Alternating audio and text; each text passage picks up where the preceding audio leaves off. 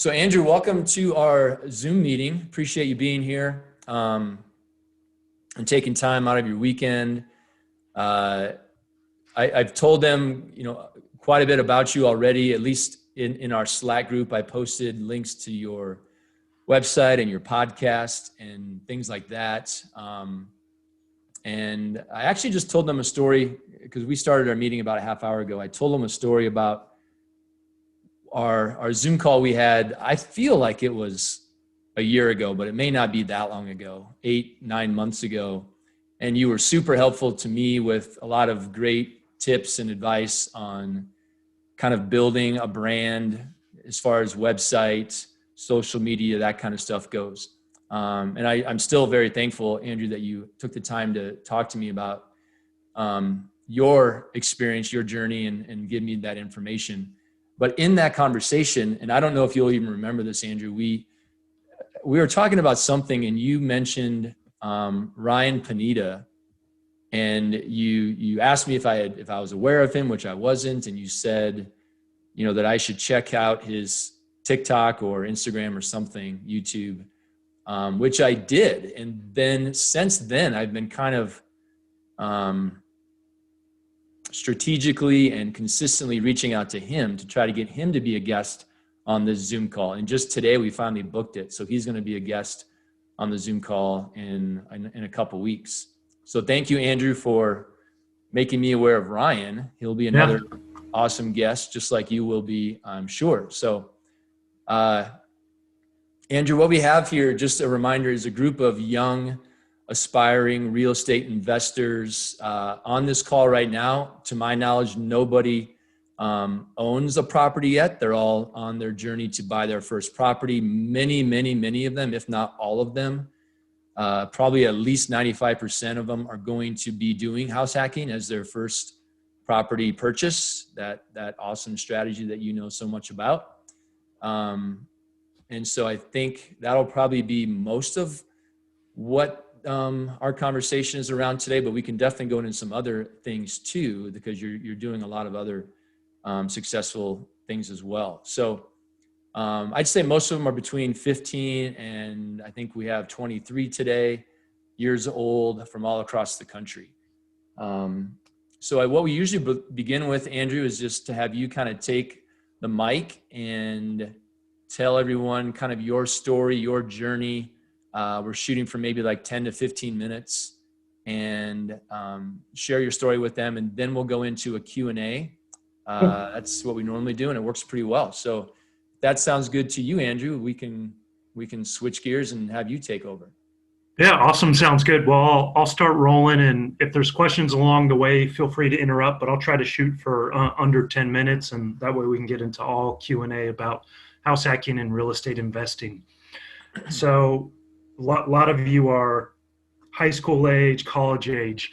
And I think maybe that's a good place to start with my story. Is I was the kid in high school that I either got a in the class, in when I'm talking A, I was like 98, 99, 100, or I got D's in the class, and I did just enough to get by. It drove my parents crazy.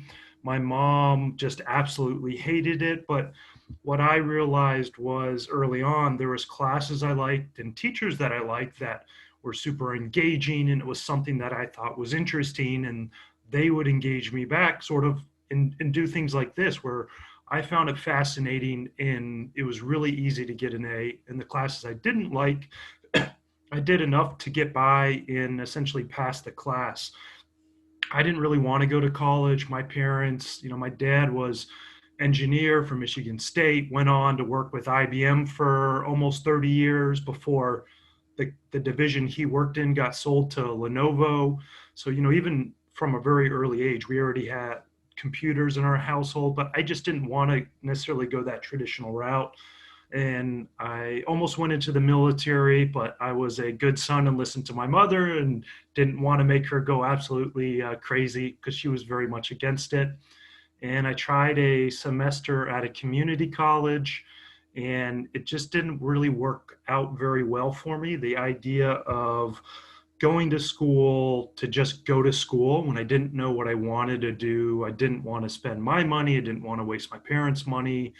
I was just very lost, where a lot of my friends, they very much knew what they wanted to do. I'm going to this school to get this degree. I'm going to do, this fraternity or sorority and these extra credits.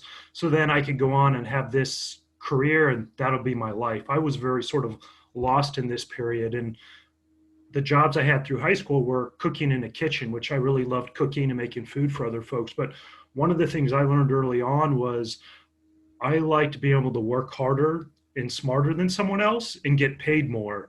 It drove me crazy with my early high school jobs where the person next to me would slack off and they would make the same as me and I'd work twice as hard. And I ended up falling in at almost just before I turned 19 into the mortgage banking industry as a loan officer. And essentially by 20 years old, I was already doing well enough where I bought my first home, and that was my first house hack at 20 years old back in 2002.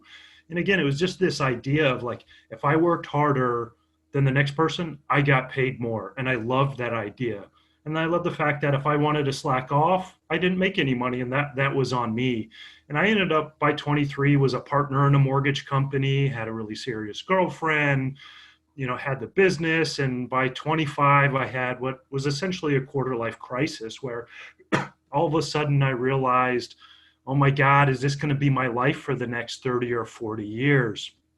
And all in about a 10-month period, that woman I was dating, we broke up. My business partner and I just started to not see eye to eye.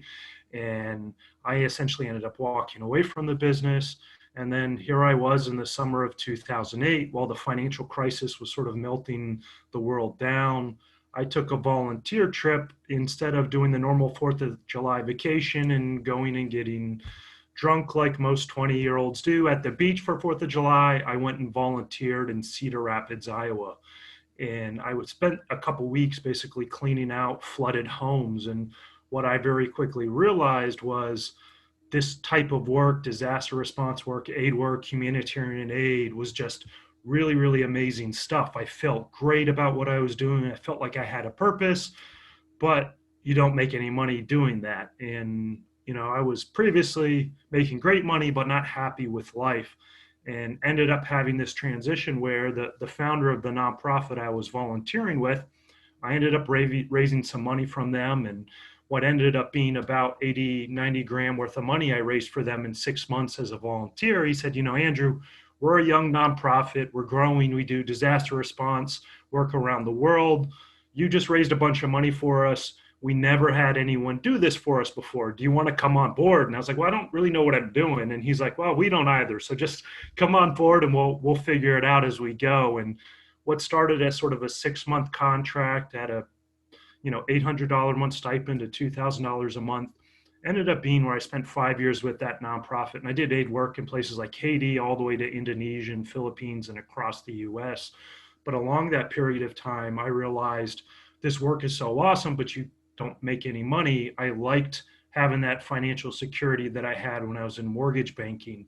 And that's where I sort of leveraged my community relations, community development skills that I built in the nonprofit world, and leverage what I had learned in the mortgage industry about insurance appraisals, working with banks and doing financing, getting people qualified, looking at their credit, verifying income, and sort of combine those two things. And through a couple early mentors, got into real estate investing. And over the period of time, I did affordable housing, student housing, and at my peak, I scaled up to just under 40 rental units across some single families, multifamilies. And what I sort of realized on that point of time was I loved the nonprofit work. I really loved the real estate, but I didn't want to own 100 or 1,000 units. I liked the financial security that real estate gave me. So then I started to scale back and invest in syndications, which is sort of larger apartment deals. But I liked not being the one running the apartment deal. I wanted someone else to run the apartment deal, and then I would give some advice and put some money in. That way I could spend my time doing the work that I love, which is the nonprofit and the aid work. And that's sort of how I built up my sort of real estate investing career while I was doing the nonprofit work. And sort of over that time period, I also did 4 house hacks. So 2 on my own. The third one was with a girlfriend who we were getting ready to be engaged. And then the fourth one we just finished, which is a really high-end historic home here in the Bywater area of the New Orleans. We're like about half a mile down the road from the French Quarter. If anyone sort of heard of New Orleans and the French Quarter and all that fun stuff. So, I mean, that's my rough experience with real estate investing. And again, like I always found it fascinating because I went through these like different transitions of life where I started down one path and I didn't necessarily mean to go down it. And then all of a sudden started having some success with it. And then all of a sudden I got to a point where I wanted a change in life for whatever reason. And then I just ended up randomly in a different path. And then using sort of common sense and some of the skill sets I've developed, I ended up building a successful path in that realm as well. But, you know, really for me, it's the real estate investing gives us the choice. Like, and the nonprofit worked really is how I met the woman who's now my wife. But what the nonprofit work really instilled in me was, you know, it'd be nice to have a Ferrari, and that's what I wanted when I was, you know, in my 20s, but I rather have the time with my family and my wife and doing work that I love. So, you know, we had a Mercedes that just sat in the garage and never drove, and my old little Fiat that was easier to park driving into downtown. I ended up taking that more than the nicer car that we had. So we ended up selling it off. But, you know, we would pre-COVID, we'd spend our time traveling, and we travel several weeks to several months throughout the year. You know, my wife has been to probably 41 countries. I've been to 34, 35, 6 countries, somewhere in there. And we have a goal to joining the Traveler Century Club, which is, you know, once you've actually traveled to 100 different countries. And that's how we like to spend our time. My brother and sister have kids, so every year we put money in the college savings account for our nieces and nephews. And we're able to do that not because of the pay from nonprofit work I do, but because of the real estate sort of mini empire that we've built that gives us that passive income and gives us that financial security so we can do the things that we want and we can help others. And that's really what caused me to start the podcast. The House Hacking Podcast is so many people asked how to get started in real estate investing or what's the easiest way. And to me, the answer always was house hacking. And that's what caused me to start the show and why I think we've had so much success with it. You know, with our recent total number of downloads on the show, it's putting us in, you know, the top 10% of podcasts in North America. So I guess that's almost coming up on 8-10 minutes or so. I mean, that's sort of the rough story of where I started from high school all the way to where we're at now. In my transition a little bit through my real estate investing career. All right, Andrew, thanks. One quick question. Can you tell everyone how old you are? Yeah, I am about as old as you can get and still be a millennial. So I'm 38. I think it breaks off one more year after me. I think you're right. Yeah. I'm a few years older and I'm Gen X, but yeah. So I think, you know, the questions can probably come from a lot of different areas here. We have obviously the house hacking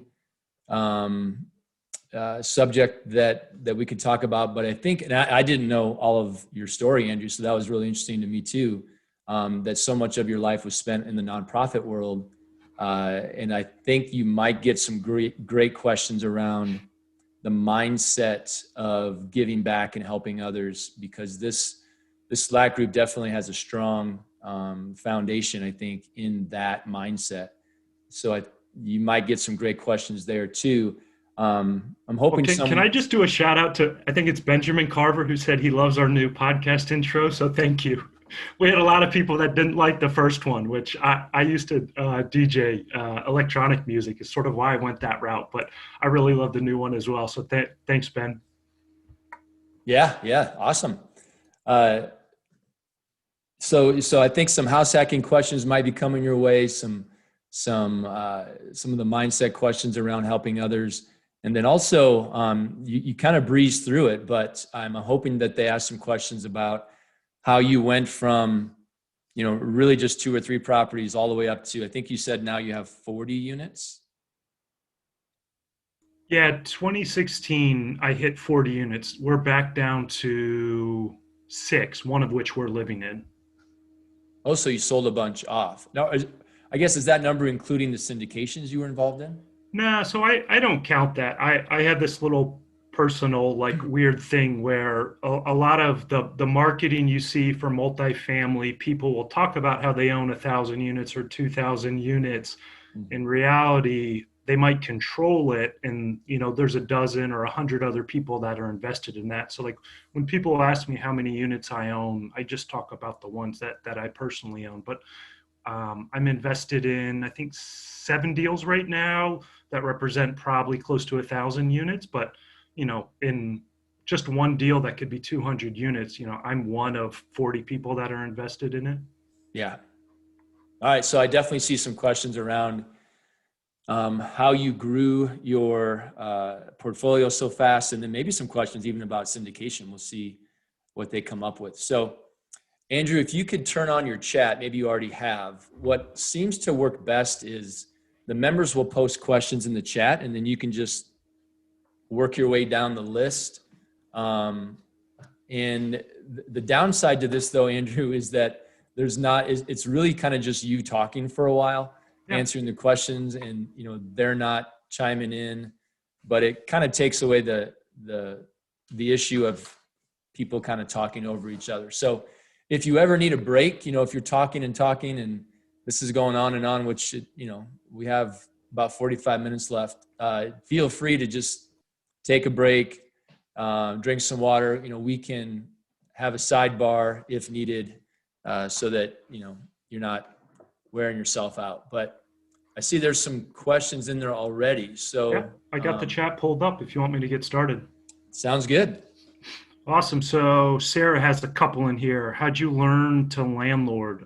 Trial by fire was a bit of it. So when I first started, back in 2002, like Bigger Pockets wasn't around. It was still sort of early age of, Facebook wasn't there, early age of the internet, YouTube wasn't out. So a lot of it was, I just posted it on the roommate forum. I had a friend that wanted to live with me, and it was just done on a handshake, and you sort of figure it out. As time went on, I really learned from the nonprofit work I did in community development.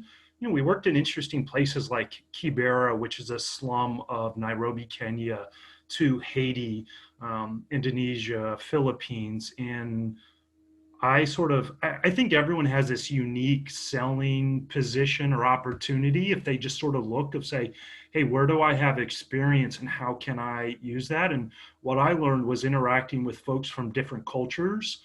It made me really understanding of people's situations where I used to have Section 8 and I had a lot of affordable housing. I did incredibly well in that area because most people that tried to be a landlord were either a landlord or they would get burnout and sell. But after you do aid work in Haiti and you're working in a poor part of North Carolina or Louisiana or Missouri, to me, I just built that sort of level of compassion and understanding where it made it so I could be really relatable. And that made it super easy for me to be a landlord. Some of the early affordable housing places I bought, most houses have a padding under the carpet. In affordable housing, the landlords and the slumlords wouldn't put that in to save a couple bucks. One of the properties I bought, they were filling up a bucket to dump the bucket of water in the toilet to flush the toilet. It's a $20 little toilet rebuild kit from Lowe's and, 10 minutes on YouTube to learn how to do it. That was sort of like the bar that was set. So it was really easy for me to, even though I made a couple mistakes going through that sort of trial by fire, it made it really easy for me to learn. Let's see. Ooh, you guys have a ton of them. This is good stuff. Did your roommates, tenants that you were the owner? Yeah, so in the house hacks, I always told them I was the owner. I liked having that slight personal relationship, and I looked at that as a selling point. And you can really go either way. So I didn't want to be friends with folks, but when we were having, people come into our multifamily property, I wanted to say like, oh yeah, this is a quiet neighborhood. We work during the day. We don't work at nights. We live right upstairs.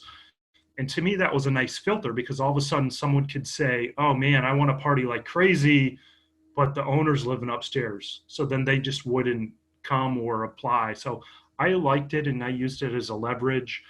Even with the affordable housing that I did, I always told them I was the owner. The student housing, I didn't tell them I was the owner. So when I did the college housing, I got property managers to do that. I just didn't want to mess with a bunch of people partying.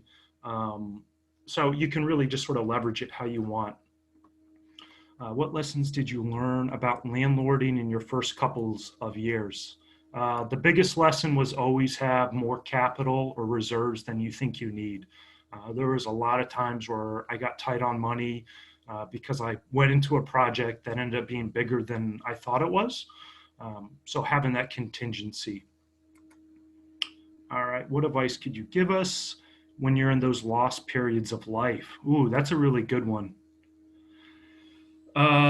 Be open to opportunity. So, when I transitioned into the nonprofit sector, I read Tim Ferriss's book, The 4 Hour Work Week, and I was following his blog, and there was this guy that basically talked about how he was volunteering in Thailand, and I said, "Oh, that sounds really cool." And he was doing it with this disaster response organization, and I just made a note of it, and I found that guy's blog, and then all of a sudden I was with a friend and the friend was like, oh, I was reading this guy's blog. And then all of a sudden we realized it was the same thing. And then a couple weeks later, they said, hey, we need volunteers in Cedar Rapids, Iowa to come help clean up after flood response. And it was so different than what I had been used to. I just sort of said, what's the worst case? I can take a week out of my life just to try something different. When a lot of y'all are in high school, one really good way to think about doing internships is to think about it might help you realize what you don't want to do. And that's what I think when you're sort of at that lost period of life is try some different things, be open to ideas from friends, try to move outside of your comfort zone. And you might realize you really enjoy stuff. I never thought I would have traveled to any developing countries, but it's something that I really love. What advice would you tell your high school or college self? Um, High school, I would say don't give your parents such a hard time. College, so I never did an undergrad degree, but I'm actually in the middle of an executive MBA program right now. Oddly enough, I was fortunate where the school basically looked at my life experience and said, hey, we'll waive the GMAT requirement, we'll waive the undergrad requirement, and let you in based off of all your life and work experience that you have. So the sort of advice I'd give to myself right now is study more than I think I need to. How do you find your syndication deals? So this has changed. And, if you think about my story, and I think a lot of what I'll say, what you start with now doesn't have to be what you do forever, especially in your teens and your 20s. So, I started with college housing, went to affordable housing. If Dan hasn't shared it with you, I can send it over. We did a really great write-up on my third house hack, which was a Burr house hack combo. We bought it for I think it was like 270, 280. We put $250,000 into it and made it into 3 higher end apartments. But as my life changed, I started to do different types of real estate investing that were better fits. And part of why I wanted to sell off my portfolio is I didn't want to actively manage and I wanted to more passively manage. And that's what got me interested in syndications. Once you can be qualified as a creditor, one of my favorite places has been CrowdStreet. It's sort of an online fundraising platform where they vet sponsors that will put together syndications, and then you can invest in those. And then through friends. So a big part of it is networking. So folks know that I'm interested in investing in syndications. So I probably get 1 to 2 emails a week from about a dozen folks that do syndications on a regular basis that I've learned to know well. So a lot of it was just networking and word of mouth. and one last piece with that is the best deals, you really generally don't ever hear about. People don't take the best deal and go put it on a platform like CrowdStreet.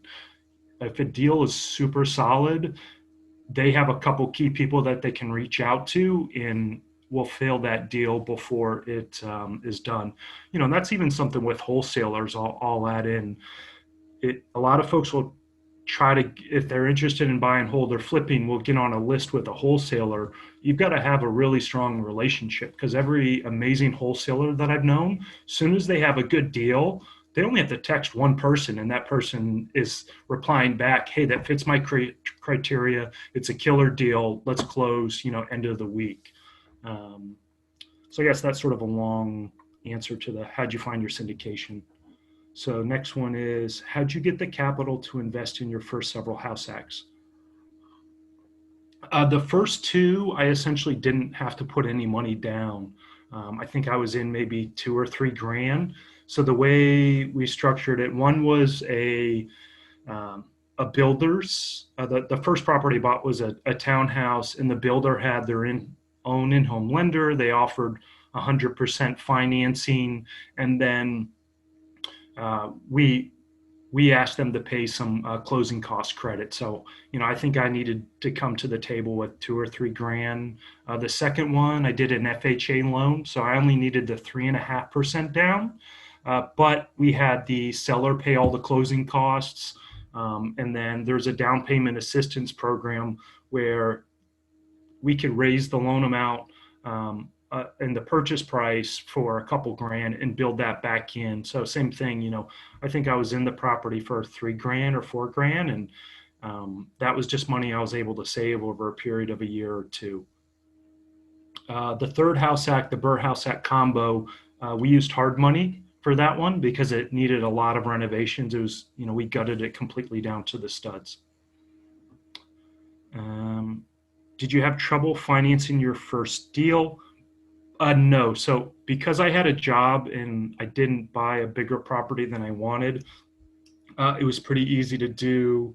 My first multifamily at 4 units, I actually had 20 grand or just below in a old 401k that I cashed out, and I used that for a down payment. And then, qualifying for it was pretty easy because there was enough cash flow from it. When you look at buying a deal, there's the quality of the property, there's the cash flow, and then there's sort of the borrower's credibility and then down payment. So if you have 2 or 3 of those 4 pieces, it's pretty easy to buy a buy and hold property. So if you can keep decent credit and the property can cash flow and you've got some collateral to put down, I've found it's pretty easy to get financing. Where people have trouble is trying to do super creative financing when they have bad credit, no money, and no experience. And that's where it can get challenging. This one is from, let's see, what size property, duplex, triplex, etc., do you recommend for first house hacks and why? Ooh, this is a good one. So I almost say don't look at multifamily, but look at the broader different ways to house hack based of which sort of where you're at in your life. If you're young and you're single, do a single family home and get a really big old house that could use a little bit of love, a little bit of TLC, because when you're 20 years old or 22 or 23, you don't need something super fancy, and most of your friends don't either. So, if you can go find a nice, cheap 5 or 6 bedroom house and then pack it full of your friends, I mean, you could easily, depending on the country you're in, you could be bringing in 3 or 4 grand in rent and only have $1,000 a month mortgage payment. So I think the single family style of house hack where you do the room rental or get roommates can be really killer if you don't mind having roommates. Outside of that, the multifamily is great, but right now small multifamily is super hot and it's really hard to find a deal. And then in a lot of cities, multifamily property tend to be in B or C class areas or D class areas. So they can be great, but if you look at an income suite or an ADU house hacking, those are really great opportunities where a lot of folks will look at it, it's like, oh, it's a single family home with a garage, a detached garage. Yeah, the detached garage is nice. And they don't think about it. Where if you're a house hacker, you can say, oh, that detached garage can be converted into an apartment. And that apartment could cover my whole entire mortgage. Or I'll live in the small garage unit and then rent the big house. And that'll more than cover my mortgage. So I'd really say that the size and type of property just depends on your lifestyle. All right. Aiden says, what is success to you? What do you think made you so successful? Success is very different for everyone. And early on in my 20s, it was you have to be a millionaire, you have to have a super nice car, you have to have super nice clothes. It was all very consumer driven, materialistic. And now, it's spending time with my wife and my dogs and seeing the family and traveling the world. And, success is being able to have that freedom to be able to do almost everything you want. You can't do everything, but you can pick what's really valuable to you and spend that time. So that's sort of what success is to me. Um, what, what do you think made you so successful? Um, I think some of it was the work ethic that came from my dad. And then some of it is, I think, selective laziness. Like, I generally don't like to work hard. So I like to try to find shortcuts or hacks for things. So, how can I do something, twice as quick as someone else? Or, uh, as y'all are in school, Dan might not like this, but my approach with my executive MBA program was not to get an A. I sort of said, hey, if I can put in 5 hours a week for a class and get a B, or if it takes me 10 hours a week to get an A, I'm going to do the 5 hours a week to get the B. And that'll be enough. It's almost like, what's this minimum effective dose, or how can I maximize or get everything I can out of something in the shortest period of time? It's almost this like little hack where me having an A isn't going to change my life, but if it takes twice as much time to get that A versus that B, that's sort of my approach. And that's why I think I've had success in my life, is because I've just sort of said, what's a different way to do something? And how can I find someone that's done it and follow along in their paths? And what are the shortcuts or the minimum effective dose to doing something? All right. How did your first house hack deal go? How did you finance it? And how long was the time from start to finish? Sort of talked about this. So this was an N unit townhouse I bought from a builder back in North Carolina. We used the builder financing. I think I came across the builder in December, and the house was done in February, and I moved in. So it was pretty short from by the time I got in there, and I lived in there 4 years, I think. But and this is something I think where you can think about doing a house hack and being creative. So I didn't even really know what house hacking was, but I picked a layout of a townhouse that was geared towards retired folks. So it was a first floor master floor plan. So, as folks get really older, they don't want to be walking up and down steps to a master bedroom.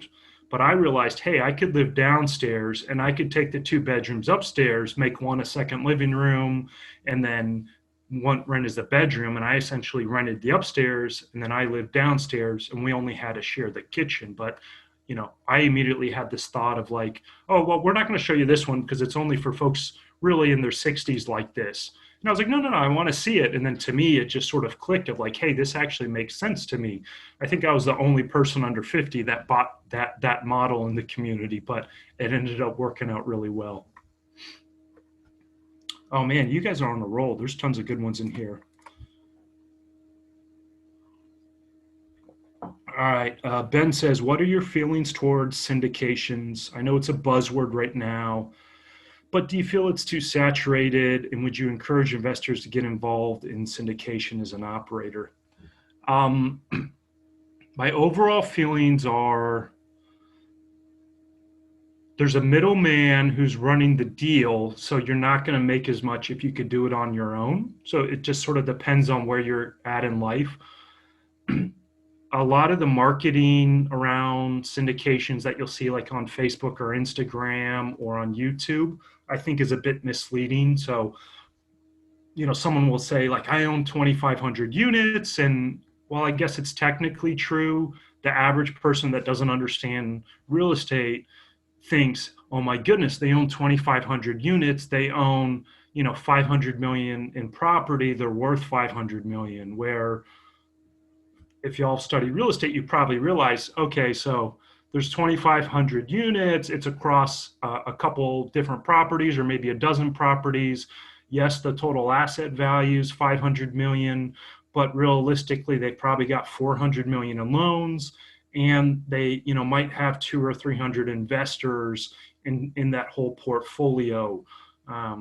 Another thing, a lot of folks that sell the sort of syndication or multifamily investing courses don't always say up front is it's challenging. It's both easy to do those loans, but it's also challenging. So most of the loans where you're getting a loan balance of $1 million and or up, you need to have experience. You need to have the capital. And most of the times they'll ask for your net worth, or at least liquid net worth, to be equal to the loan amount. So if you're buying a $5 million property and you're the sponsor and you want a $4 million loan and you're going to have $1 million in capital raised from other folks, you have to have that net worth equal to that loan amount, or you need a partner that has that net worth. So that's where, some sponsors will go find that really high net worth individual that they'll give a percentage of their money to, their sponsor fee, to just sort of be the money person on the deal. Also, the underwriters aren't going to let you underwrite a deal, even $1 million deal, or 30 or 40 or 50 units, if you have zero experience. So if you find a really great syndication, go find someone experienced that will pay you a referral fee and teach you for bringing it to them. But I think it's really challenging to do. I definitely think it's oversaturated. And then my other biggest concern is most people that are early in syndications don't know how to underwrite deals very well. I like to underwrite really conservatively, or they'll underwrite for everything to think it's going to be super rosy life. I like investing in deals where the sponsor has been around before 2008. There's a lot of folks that got super successful in the past 3 or 4 years, but they've never been punched in the face like what happened in 2008, or what happened, last year in COVID, or what's going to happen after the next, crisis, whatever it may be in the financial system. Most folks have only had that sort of rising tide, and it's been easy to buy a property in a good city and watch it go up 10% a year over the past 4 years. And you do that 3 times, and now people think you're super successful. And there's a lot of folks that have approached me in my circle of friends to invest with them. And I look at them and I'm like, you own 3 properties and now you're trying to do a 100-unit syndication. Sorry, like I'm not trusting my money with you. You just don't have the experience. So that's my overall thought on syndications and a little bit of how I look at syndication deals. How'd you scale up to 40 units? So the biggest thing was bringing in outside money. I found a good buddy of mine who knew I was doing real estate. You don't want to like overly brag, but just as you talk with people, they know, hey, I heard from our parents who are friends that, you've been doing this real estate thing and you got a couple of properties. And he asked, are you going to go do this some more? And I was like, I'd love to, but I just used up every penny I have. And now I got to save money for the next property. And he just got out of the Army and he was going back as a private contractor. And he said, Andrew, I'm going to make $250,000 this year. I'm going to spend 11 months out of the country on a base where they're paying for all my food, my housing, everything. I'm going to have tons of capital to invest. Do you want to partner together? Because you've got some experience. And then that turned into my very first sort of private investor. His dad ended up investing with me, and that started to get the track record where I could go out to other folks and get private money to then start to scale deals. And then that sort of got that snowball going of where I always tried to live off of any nonprofit income I had. So that way, all the real estate money I had, I could just keep reinvesting. And that's what let me scale really quickly up to the 40 units. Um, you mentioned traveling to many countries. Do you have any tips or tricks for a first time mini retirement? Ooh, there's a couple. So, one of the best pieces of travel advice I got was to just expect for something to go wrong. I had traveled to like Italy and Mexico and the tourist area and a couple places in the Caribbean, but had never been to a really developing country. And I was getting ready to head off to Haiti, which at the time was the poorest country in the Western Hemisphere. Always been a lot of unrest. And I was talking with this guy, and he goes, Andrew, don't worry about getting sick. It's probably going to happen. Go to your doctor. You can get like some antibiotics and get some Imodium and some Pepto-Bismol and just have it with you and realize it's going to happen, or your stuff's going to get lost or stolen, and just have a little plan for a backup. And then when it actually does happen, it's not going to be that bad of a thing. You're going to realize like, oh yeah, I sort of planned for this and it happened, and it's not the end of the world. Um, Stuff to bring, don't bring a lot of stuff. I think it's more fun to go out and buy stuff. So I was traveling in Europe with my wife a couple years ago. We were going to go see my friend who was getting married in Italy that I had met in Indonesia, and we'd worked together in Haiti. And we're like, oh, let's go to a couple other places. And we flew into Germany, and we were going to go on to Vienna. And I realized I didn't pack any dress socks.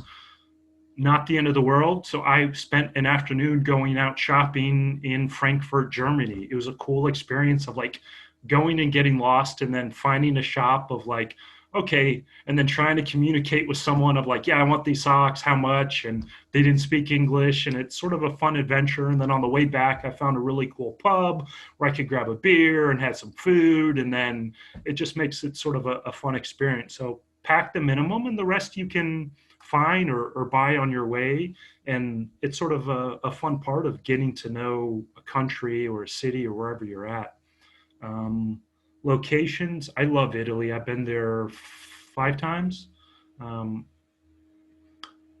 Living in Asia is extremely cheap. I mean, $1,500 a month, and I mean you can have like a super nice apartment, a maid to come in a couple times a week, food, eating out, like amazing meals for $6-7.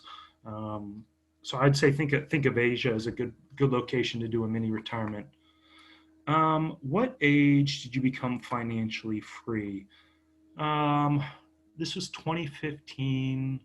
What was I? 33 or so. So one of the big financial mistakes I made in my early 20s was I didn't really save a lot of my money. I blew all of it, pursuing materialistic things. And then that caused me to, when I got in the nonprofit world, start to think about building wealth and building for the long term.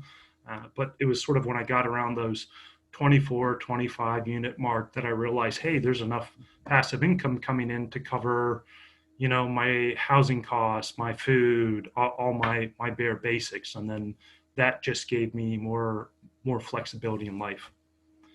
Um, what type of returns do you get from the syndications? It varies depending on the deal. So like I really only like investing in value add multifamily. So this idea of sort of controlling your destiny, where I like it when an operator says, hey, we can force the appreciation on the property by doing this work, where this property hasn't been renovated in 20 years. And by putting 10 grand into a unit to update it, we can now generate an extra $2,000 or $3,000 a year. And generally on value add, you can get most syndications look for like in your teens. So, I like to target a cash on cash return between 6 to 8% with a total return of around 14, 15%. If people start showing like 20% returns, I get nervous about how they're figuring that out.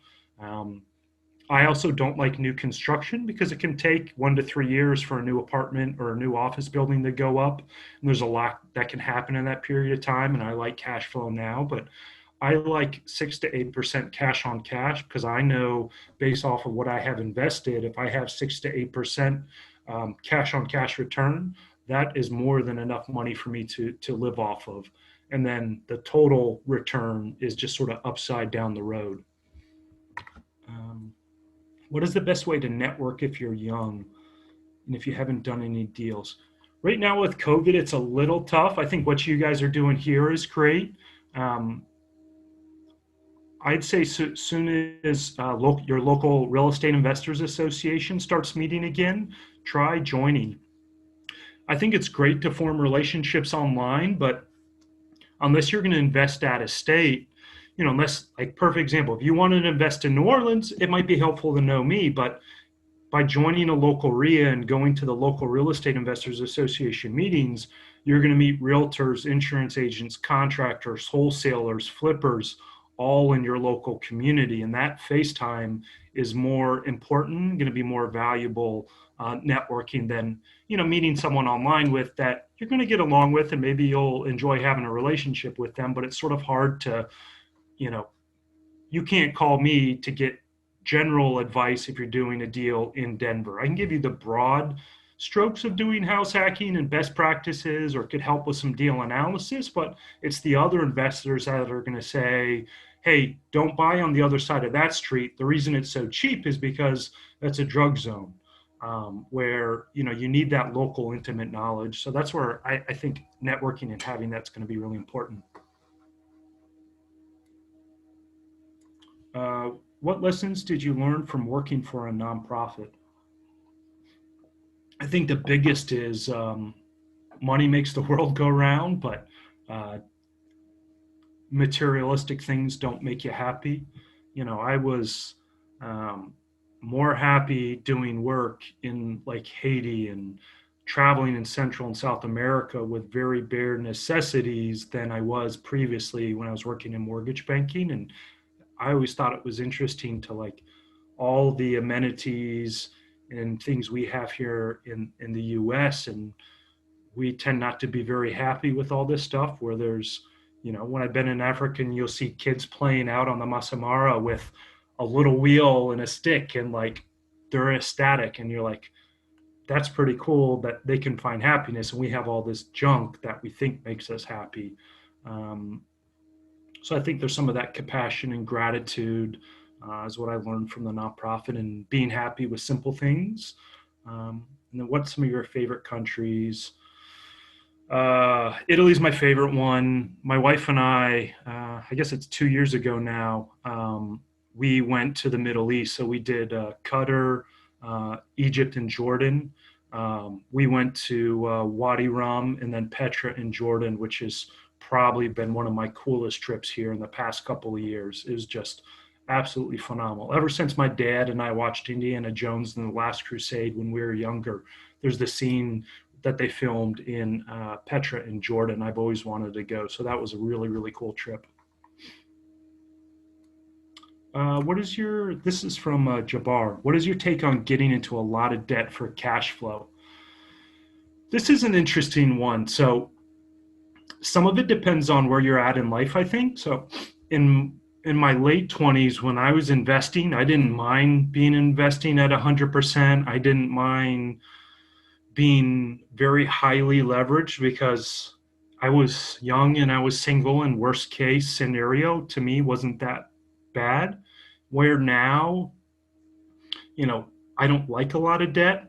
I don't mind using debt if it buys a cash flowing asset, but instead of, 3% down or 5% down, I like to be around 20% down when the deal's done. So, the house hack my wife and I are living in right now, it's a duplex. It was a historic home that we renovated.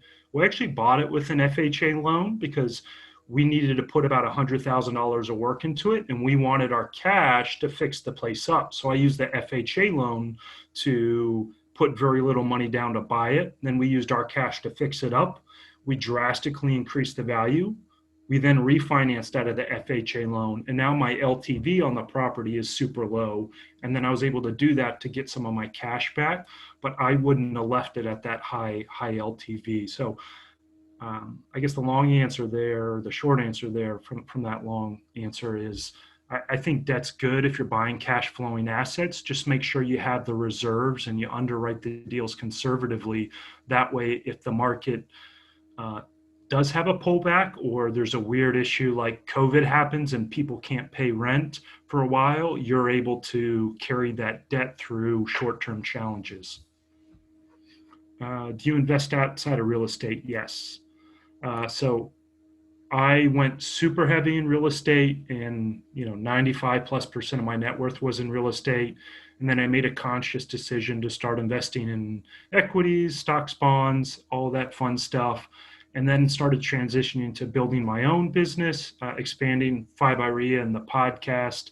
And then now me and a couple of friends are looking at taking some of the skill sets we built in real estate and with online businesses and using that to help scale other smaller businesses that we can invest in. So we learned about, financing, using leverage, raising private capital, doing marketing, whether it's direct mail or online, and say, okay, here's a small business that's struggling. Can we go in and, put in some systems and processes to help scale those?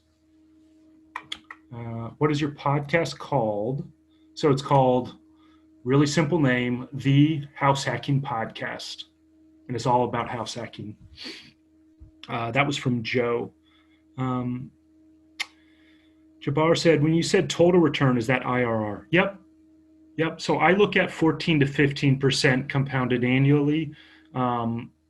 And during the sale or the refinance, it depends on the sponsor. So some sponsors will say, hey, we're going to refinance and completely cash you out as an investor at that point. And at that point, your total internal rate of return will be that 15%. So the reason I like that 14, 15% is because your money will double every 5 to 6 years. So when I did some planning several years ago, I realized I need a certain amount of cash flow to live off of. So I doubled that. So I had safety.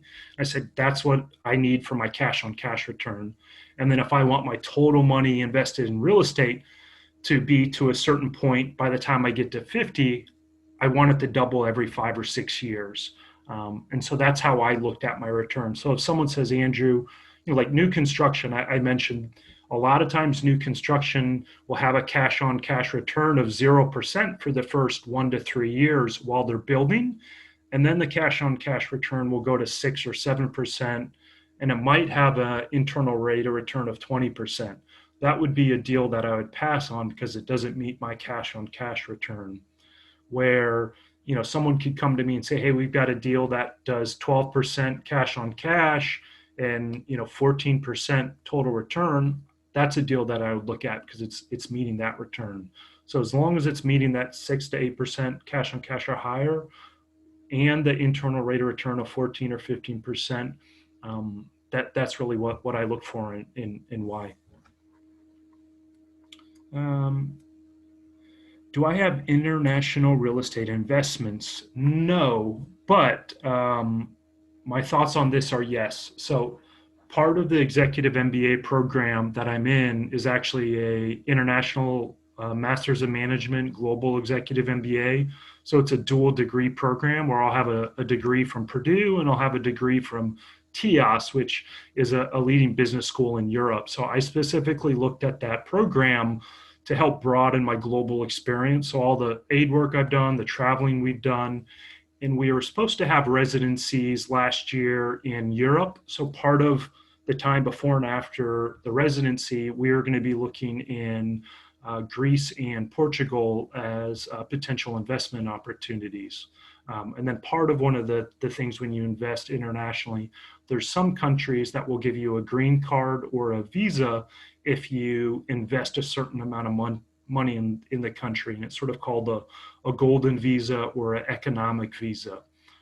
So we were actually looking at both in Europe, and then our residencies for the second year were supposed to be in South America and in China. And one of the things that I sort of had this dream on is buying a winery in Argentina.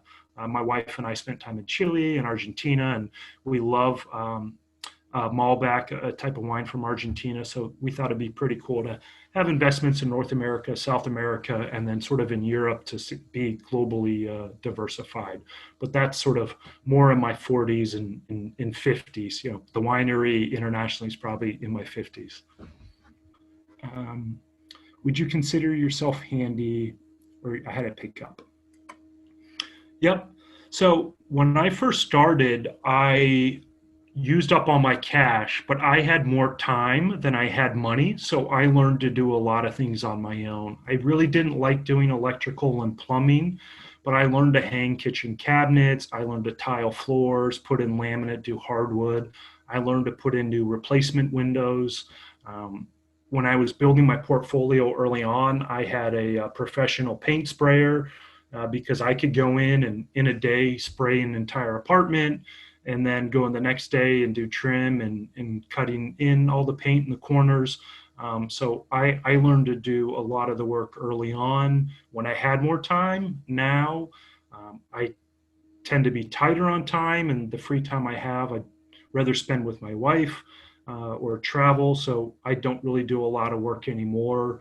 We'll do little fun projects here or there. I really like doing detailed trim work and molding. So that's sometimes I'll pick out a small project to do with a property just to have my own little personal seal on it, and something that's sort of fun, where a lot of the stuff I do now is very digital in front of a keyboard. So it's nice to be able to do some work with your hands. What are the tax benefits of investing in the syndication? So it varies. It depends on how the syndication's set up, but a lot of the times the depreciation in that syndication gets passed on to the individual investors. So one of the things a lot of the sort of smart buy and hold syndicators will do is they'll buy the property, they'll do a lot of the work to the property, and then they'll do something called a cost segregation study, where they take a depreciation and it pulls it all forward. My wife and I, as a point of reference, did a cost seg study on our third house hack.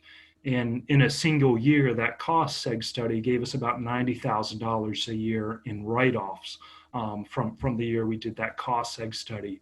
So a lot of the smart syndicators will let you do that cost seg study inside the syndication, and then that'll get passed on to the investor. And it's a really cool way where, you know, the syndicator will be buying a $15 or $20 million apartment complex, and that depreciation will get passed on to the 50, 80, 100 investors, and you'll get a tax write-off or end up with a tax credit a lot of times equal to a quarter or a half of the capital you put in. So it's really cool where you could give a syndicator $25,000 and all of a sudden the following year, you know, you're getting a $10,000 or $15,000 tax break. So it's a nice tax benefit, but it also depends on the syndicator and how they set it up. Catalina, oh, your family's from BA. That's awesome. And let's see. Jabbar has another one. Jabbar, man, you're killing it with the good questions. I love this. Have you ever thought about agriculture real estate? A little bit, but one of the things I learned early on was to stay in my lane. Like, I love to invest in some farmland here, both in the US and abroad, but I don't know how to value that. You know, even I would love to do some self-storage, but I don't know how to value that. I don't understand it. You know, there's a lot of overlap between multifamily or any type of commercial property, but I don't like to invest money in things I don't really fully understand. So, you know, I could walk out to some farmlands or an agricultural-based property, and I could be like, oh, this is beautiful land. This looks awesome. Where an experienced farmer will come out and can, you know, touch the dirt and realize, hey, you know, this has been over farmed. So I try not to do that. Do those rights come back in tax credits? So it depends. A lot of the times for like a cost seg study, the depreciation is a write-off. So if you had 50,000 in income, maybe there'd be 50,000 of depreciation, so it'd help offset that or lower it. You can get straight tax credit. So the property we're in right now, our fourth house hack, we did historic renovations and we applied for state tax credits. So that will be actual tax credit. So if I owe $20,000 in state taxes over the next 4 years and I had a $20,000 tax credit, they'd say, great, well, we're going to take a little bit of that tax credit every year. All right. I think we got through all of them.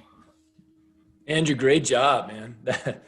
It's kind of like just rapid fire questions at you for 45 minutes. So I appreciate you taking the time and answering, a wide variety of questions. And I mean, I learned some things today. So I know that everyone else did too.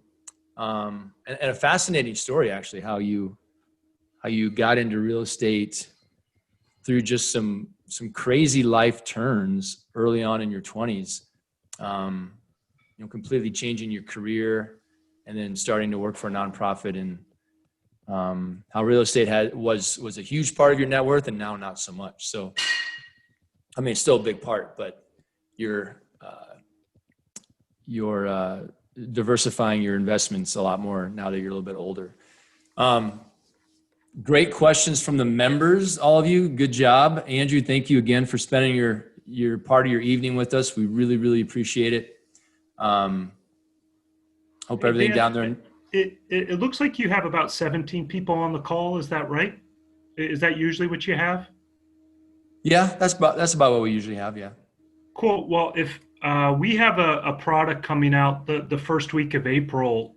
It's a house hacking course that we're actually going to be selling for a couple $100, but I'm going to put my email in. If y'all want to take it for free, just shoot me an email because we'll need some early beta testers. So if you want access to a course that will normally sell for $200-300, we'll give it out to all of y'all when it opens. My email's in there, and just drop me an email and say, hey, I'd love to take the house hacking course when it opens. The only thing I'd ask for return is, as you're going through, if you come across little bugs and stuff, just give me feedback. Awesome. Thank you, Andrew. That's very generous. And I know that a lot of them will take you up on that offer because they're all future house hackers. Awesome. And good idea. I think they'll give you some great feedback too. There's some really bright, motivated members in this group who, they appreciate what you just offered, and I know they'll give you some great feedback. So I don't want to keep you any longer, Andrew. I think they're all looking at if you want to write down Andrew's email, it's in the chat there, and definitely reach out to him to be a part of that course for free. Thanks, Andrew, for that. And yeah, we'll let you go, Andrew, and enjoy the rest of your evening. I'll be in touch as always. Good to see you again. And take care. Be safe out there. If you like this video and want to see more like it, make sure you give this video a thumbs up and subscribe to our YouTube channel. You should also go check out our website and Instagram, which are both linked below this video. Thanks again for watching. Now go and get your freak on.